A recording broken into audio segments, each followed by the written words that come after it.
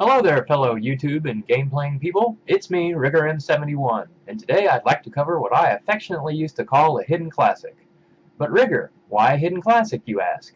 Well, that's because for a long time it seemed like I was the only one that enjoyed playing this game, or for that matter, even knew it existed in the first place.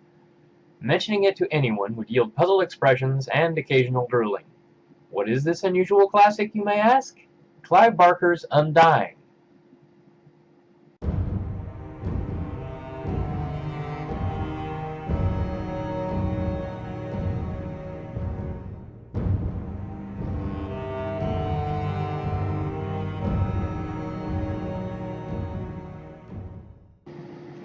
I must admit, more people are aware of the title than there used to be. I attribute that to increased coverage of older PC games across the internet in general.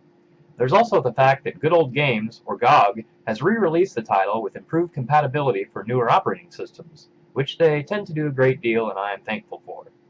So I guess these days it would be considered more of a cult classic than a hidden classic, but whatever. This is my video and I'll call it what I want. The game was originally developed by Dreamworks Interactive and released in 2001 by EA Games. According to Wikipedia, this was Dreamworks' last title before they became EA Los Angeles.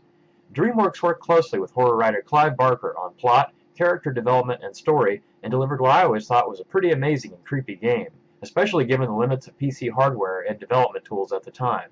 Minus a few tweaks here and there, you're basically looking at the first incarnation of the Unreal Engine, a graphics engine developed by Epic Games in 1998. Even to this day it's a widely used platform, although obviously many improvements have been made since then. There's a good chance you have a game on your system right now that uses it. As for Clive Barker, I was a fan of his story writing long before Undying was even conceived. I first discovered him after watching Hellraiser, a British horror film from 1987 that Barker both wrote and directed. You may be familiar with it as it spawned a number of sequels over the years. It was based on his novella The Hellbound Heart, which I immediately read after seeing the movie.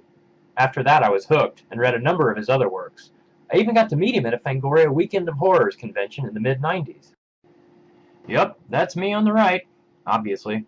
Same goofy expression, but my hair has since migrated to my chin and other extremities. Old age sucks, kids. Getting back to the game, the story Barker came up with for the thing was actually much more complex than most first-person games of the time were known for. It's 1923, and you play as Patrick Galloway, an Irish World War I veteran with a penchant for delving into matters of the supernatural and the occult. You receive a letter from your friend Jeremiah Covenant in which he desperately explains that he and his family have suffered some kind of horrible curse.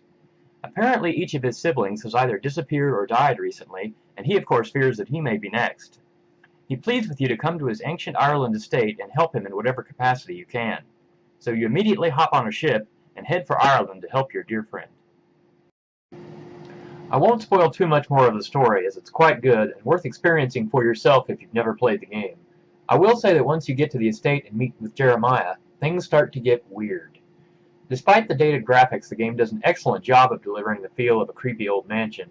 It is a bit linear and does feel like you're on a rail at times, but only in the sense that there are a bunch of locked doors that you can't get through. You'll hear Patrick say "stuck" about 100 times before you end up leaving the mansion. Stuck. The game features a decent assortment of weapons, as well as an adequate number of monsters to use them on. There are also various spells to be learned. In addition, these spells can be upgraded by finding special items such as amplifiers throughout the environments. So there's kind of a rudimentary role-playing element to be experienced here, but I do stress rudimentary. Don't go into this game expecting Skyrim or World of Warcraft in a haunted house. It's not the main focus. The game does give you some other places to explore besides Jeremiah's house, such as tombs, crypts, and the Irish countryside.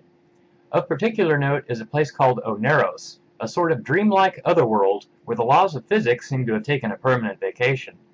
Granted, these environments are presented in the same linear fashion as the mansion, but what's there is done well, and you won't feel like you're being boxed in too much. When playing these older titles, it's a good idea to remember the limitations of the period they were released, and just enjoy the story and gameplay as it unfolds. If you're interested in getting the game, I think it's currently around $6 from Good Old Games. Considering I paid around $40 or $50 for it when it was new, that's practically a steal. So I guess that's about it. As always, if you enjoyed this video, please don't hesitate to like or subscribe. Also leave a comment below if you have something to add or have a question about the game. Until next time, take care, and most importantly, have fun.